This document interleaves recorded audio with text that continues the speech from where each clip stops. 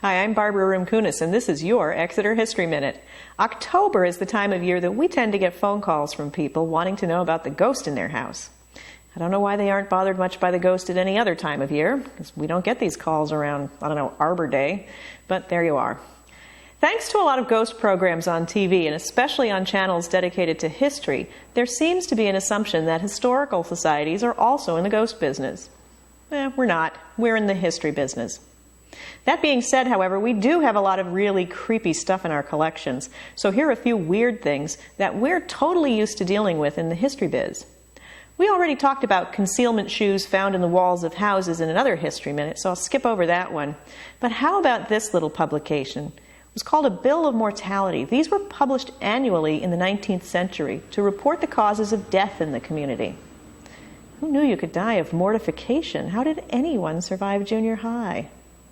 Or how about these cute little shoes, which look like doll shoes? I don't know exactly how they got in our collection, but they are from China, and they were intended to be worn by an adult woman who'd had her feet bound in childhood. This would break the bones of the instep, causing the foot to fold in on itself, intentionally crippling her for life. Why would they do this? Because it was beautiful. Looking at these decorated shoes, and yes, that is a lucky swastika stitched onto the back to really pull the look together, it just brings shivers when you consider the pain and disability that went along with them.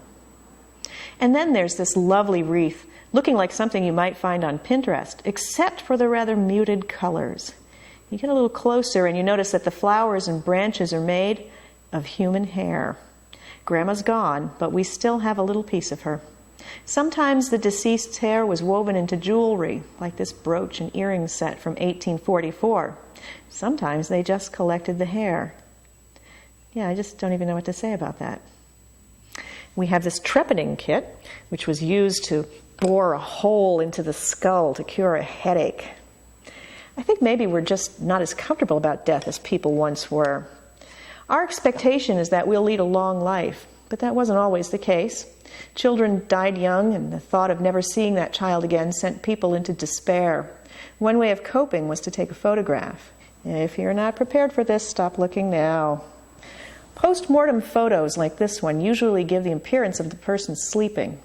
Be careful if you have any sleeping children photos in your home collections. They might not be what you think. If you want to find out more about the actual people who lived in your Exeter house, stop by during our open hours.